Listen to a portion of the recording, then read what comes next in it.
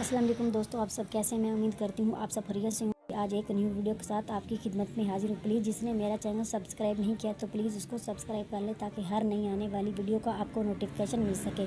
تو چلتی ہوں ویڈیو کی طرف۔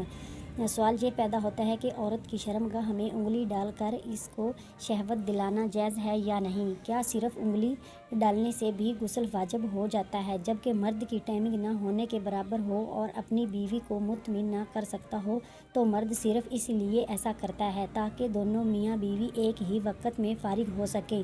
جواب: بیوی کو شہوت دلانے اور اسے فارغ کرنے کے لیے اس کی شرمگاہ میں انگلی داخل کرنے کی گنجائش ہے۔